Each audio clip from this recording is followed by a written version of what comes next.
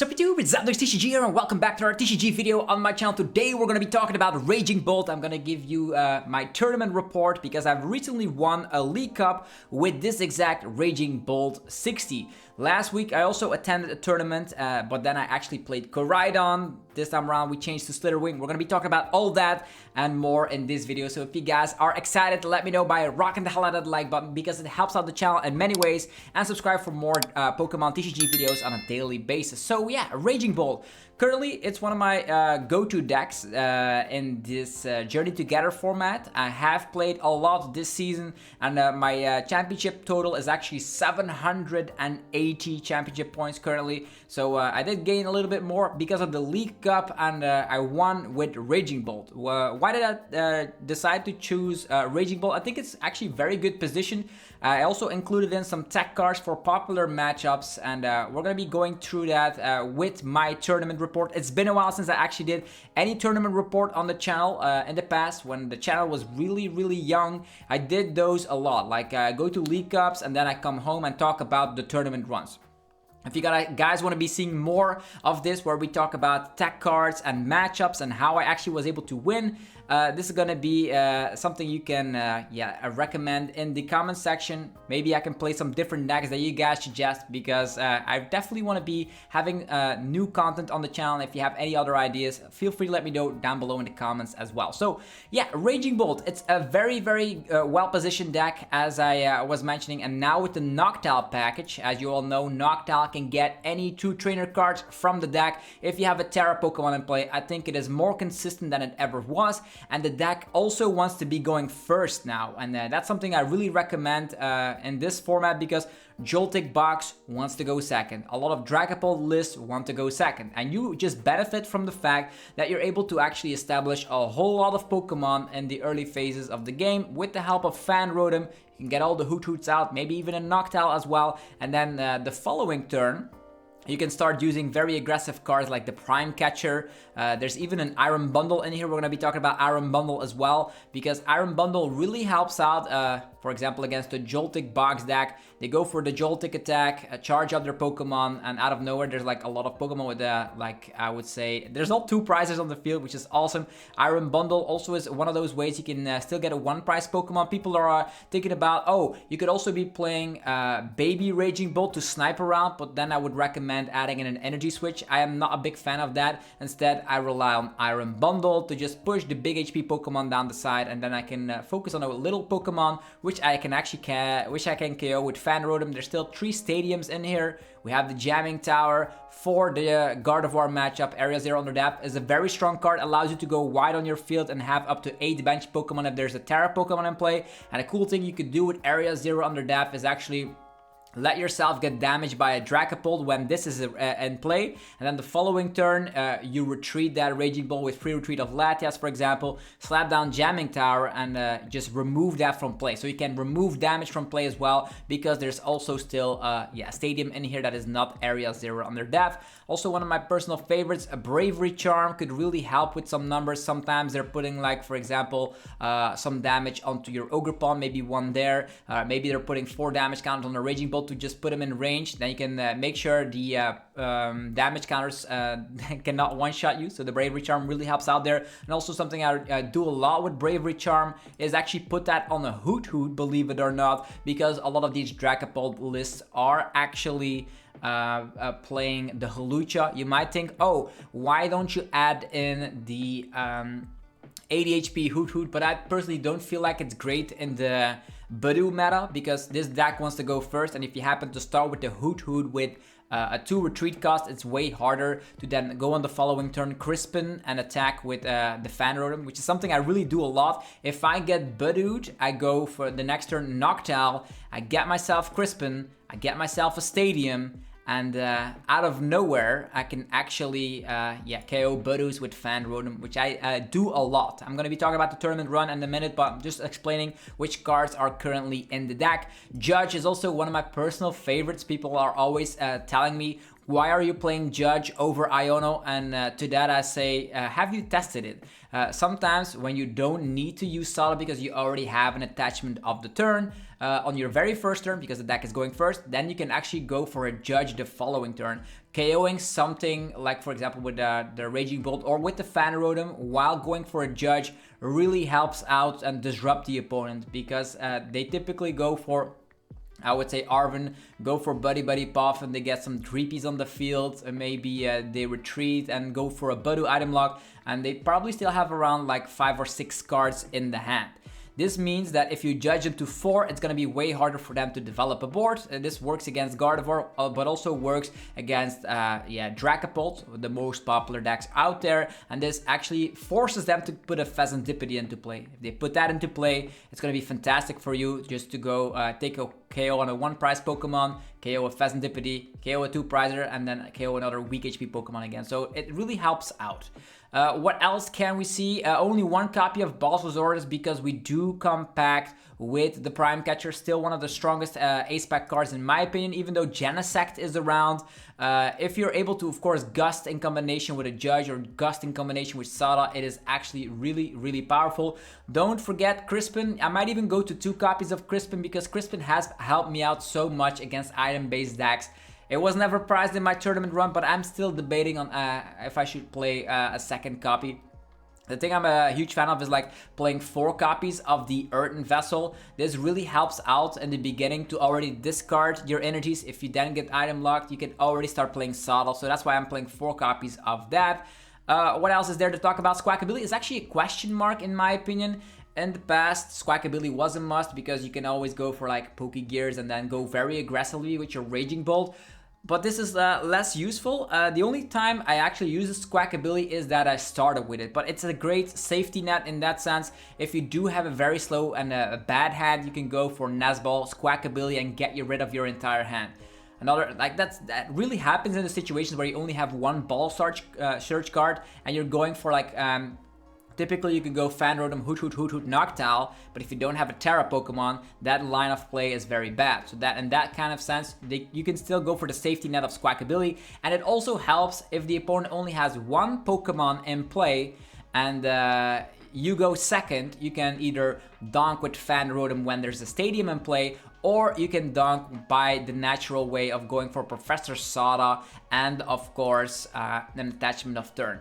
A cool thing that I also think is necessary in the deck is Slither Wing. In my other League Cup where I got second, I actually was playing Koraidon instead. Koraidon is great because you don't damage yourself. Damaging yourself could actually have some repercussions, but I think you need Slither Wing right now as Joltik box has become more and more popular. It already gained a lot of hype and some results with it, so you definitely need the Slither Wing for the Tera Pikachu EX. Otherwise, stuff like that is gonna be still hindering you. I did use it against Joltik box, I did use it against Tera box, so everything that contains a Pikachu you can use it against.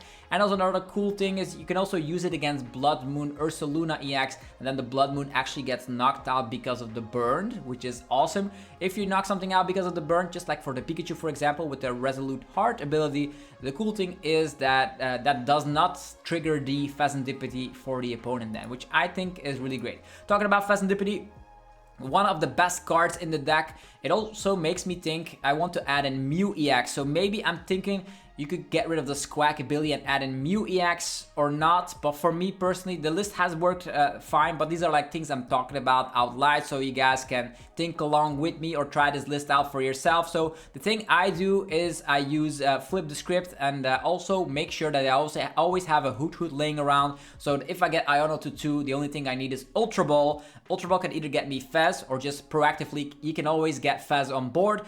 But if you get Iono to 2, there's Fez, and then if you draw into Ultra Ball or a Noctowl, you can get your full combo again. Palpat also really, really strong to, of course, get your Judge back for late game if you want that, or get your boss back, most likely. Another cool thing, if you already burned 2 Sadas and you Palpat them in, you're also a little bit more Iono proof. It helps out with more numbers. So what else is there to talk about? Iron Bundle is very, very powerful because you don't always need Bulbasaurus and Prime Catcher. That's also why there's a low count of Gust 1 Boss Zordas, 1 Prime Catcher, because Iron Bundle also recoverable with the Night Stretcher, so you can actually use multiple Iron Bundles throughout the history of your game. You can activate Iron Bundle and knock out a 2 Prizer on the bench, which is awesome, something you do against Joltik box, for example. But you can also knock out the only 3P that is in play, or the only Rolls that is in play, because if you go second, as mentioned, and if you have the Fan Rotom and a Stadium, there is the possibility to just go Iron Bundle, bring up that Rolls, bring up that 3P, and it's gonna be fantastic. So Iron Bundle, loving it in this list. You should try it out as well. It is not being played too much in Iron Bundle, but I think it's gonna be fantastic. Only 3 copies of Raging Bolt, that's enough. There's a 4th target of the ancient Pokemon symbol on there. That's gonna be the Slither Wing, so in total you have 4 of those, but you have 4 Nazball, the most important puzzle piece in the beginning of the game to get, of course, your Fan Rotom off and live, so you can get your Hoots established. Noctowl, as mentioned, very, very, very powerful. Okay, so that's pretty much a run through of the deck. Now I'm gonna be talking about my tournament run, and the first matchup I was up against, it was up against straight Dragapult. I was actually up against one of the friends that was actually in the car with us, called Shay. I don't know if you've heard about it, but you should check him out. He has been playing the game, yeah, I think about 2 years. Correct me if I'm wrong, whatever. They're playing straight Dragapult, and this was actually the person that beat me in the finals of my last cup, by the way. With that being said, straight Dragapult with a lot of tool cards. I think the first round they started off with Genesect. It was not like the craziest turn of events, because I was able to find Fan Rotom. I was able with the Fan Rotom to actually establish Hoots and Noctowls, and they actually went for the Budu item lock, go for the Arven, go for the Buddy Puff, and get all the stuff established. But I was able to actually knock out that Dreepy quite easily. I think I used the Iron Bundle to push away the Genesect, which was great. Or no, not really, because they actually had Budu in the active position. So I think I had some sort of capability. I think I just knocked out the Budu. I went for like knocking out Budu. They went for the Fez, knocked out the Fez with, Raging Bolt, for example, with Prime Catcher. And then I knocked out a Dragapult EX again with Raging Bolt. And the next game pretty much went the same way. So it was a swift 2-0. I think there's also like a lot of energy sprites. So that was it. And I think at one point they were able to attack with a Blood Moon, but they had nothing else. So they scooped it up. The second game, I was up against Dragapult, but this time around it was with Dusknoir. I find that to be a little bit easier in that sense, because sometimes the opponent blow up their Dusknoirs to just get rid of my Hoots, but in the process they help out with the prize mapping. That means I can just go Fan Rotom KO in combination with a Judge. Then they are forced to get out that Fez. Because they blow up their Dusknoir, I just need to knock out Fezandipity, and I need to knock out Dragapult EX. So the Dusknoir build really didn't go that well for the opponent. I think, I had a full board setup. I think at one point I actually started with Squawkabilly, which I didn't have an issue with, because I actually went for the combination to go for Area 0 under that, go wide on my board, and then because I slapped down Jamming Tower the turn after that, I could get rid of my weak HP Squawkabilly. So there's also a way you can get rid of those liabilities. And then third game, I was up against Dragapult again. This time around it was straight Dragapult again, and this actually was the person, Gucci, if I believe, if I remember his name, was actually the person that actually made it all the way to the finals as well. And I was actually tying that round. We didn't have enough time to finish game 3. It was a really close set, by the way, where we went back and forth. I wasn't able to set up too much actually in the second game, so I lost that one, but there was not enough time left for game 3, and I went for the same strategy, went for the Fan Rotom. You just have to knock out 2 Pokemon with Fan Rotom, knock out a Faz, and knock out a Dragapult EX, and that's exactly what I did. Sometimes it can be a little bit tricky, because they also went with the Defiance Band, and the problem was that I started with Raging Bolt, and they actually Budu'd the Raging Bolt, couldn't find the energies enough, and at one point when I knocked something out with the Fan Rotom, there was a problem right there, because they went for Defiance Band and knock out the Raging Bolt that way. So that was actually kind of tricky. And that's why I actually lost a game right there. So it was like win, loss, tie in the end against straight Dragapult against Gucci, the person who actually will end up being my final opponent during the day. Round number 4, I was up against Yari, actually from Belgium as well, even though I played in Lille, across the border in France. A lot of people from Belgium came along to these cups because these are like the last couple of cups before the locals end, which can be kind of interesting. So, the first game up against Yari I actually lost. There was something really strange. I went for Fan Rotom, but I could only find one Hoot Hoot. All the rest of the Hoot Hoots were actually prized, which was kind of an issue because they went for Joltik powering up Pikachu with like a ton of energies. And I needed to find my Slither Wing, a fighting energy, and a way to get the fighting energy in the discard pile. But I only had one Noctowl, and I couldn't have enough puzzle pieces around. So I went with the knockout, I believe, on the Latias that they started with. So that meant I could take 2 prize cards. Then they went with Pikachu, and I needed to find a way to deal with it. But I couldn't find my Noctowls, and there were 2 Hoot Hoots prized, and I actually scooped out that game. Then the next game up against Joltik Box, during that round, I was able to have a swift KO. I think they had to power up an Iron Hands because they had nothing else. So the Joltik powered up the Iron Hands, and I was able to knock out the Iron Hands quite easily. Again, it was actually with Slither Wing, and I went for the Iron Bundle combo. So there was that. So pushing the Joltik away, giving us instantly the Pokemon I wanted to target down in the first place and just knocking it out. Game 3 was a little bit interesting as well. It went a little bit back and forth. They were able to establish at least something, but I had to go for... let's see here. That game was actually an interesting way where they were able to power up something, but again, the Slither Wing was able to solidify the game right there. I think they had like a slow start, but when, of course, the Noctowls are not prized, this is very, very easy. Joltik Box wants to go second. I want to go first. I set up a Noctowl and go 2-2-2. And when you have the Slither Wing, you don't have any issues. And if they're not able to set up another Pokemon that way, they lose. So that's pretty much the game. Round number 5. It was actually Tera box, and I was already like trio 1, and there the opponent offered the ID, and I was like, yeah, sure, why not? Went for the ID, and then went to the store to grab myself snacks and some drinks, so that was cool. We have a little bit of an extra lunch break, to say to speak, so that was that. But the fun fact is, we actually faced each other again in top 4, and in that top 4, I was actually crushed during my first game, so that was kind of interesting.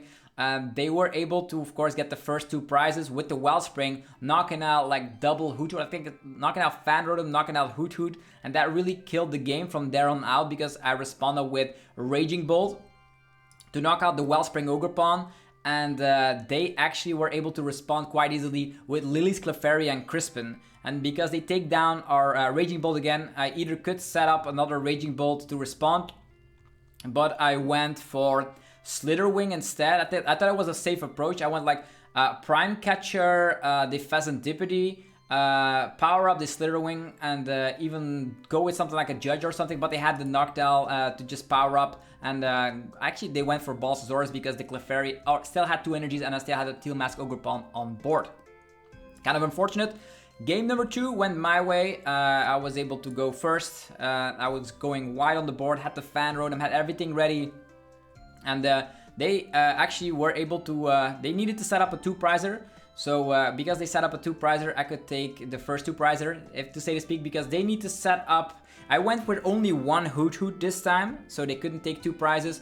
And if they wanted to activate Noctowls, they would need to set up a Tera Pokemon, and that's exactly the moment I waited for. So was able to close that game up quite quickly, taking the first 2 prizes and go like that. And then the third game, they went first, but at one point they did go for an Iono, and I think they put up the Pikachu up front because they couldn't find the Crispin in time. So they wanted to buy a turn by pushing up Pikachu, but I had the Slither Wing, and from there on out, I was able to lock that game in. Okay, and then I went all the way to the finals up against Gucci again, straight Dragapult again. Very interesting series. I lost the first one. It was a really long game. I think it was like 25 minutes game 1. I had nothing. I had no Tera Pokemon around, only a bunch of Hoots, but without Tera Pokemon and stuff, you're not able to do a lot. And the problem was that they Buddooed, and they Buddooed the Fan Rotom. They Buddooed the Teal Mask, so they kept on like bossing stuff, and at one point there was, I don't know, it was Buddooing the Latias, Buddooing the Fan Rotom, and then they could have taken like 3 prizes at once because I was just slowed down too much because of the Buddoos. But I didn't quite concede quite yet because there was still an answer. Game 2 was actually interesting because at that point I did something very funky. I think again with Buddoo shenanigans, but they started with Blood Moon, and I had to like do something very strange to like Iron Bundle and no, it was like, I think it was I had to Prime catch something up, and then I bossed the Blood Moon again. I don't know why I did that, but that was the only play I could do because I needed to get my own Pokemon out of the active position so I could get an energy on a Raging Bolt so I could KO the Blood Moon after that. But the problem was that they did find the switch from the Dracloak, and it was a back and forth game.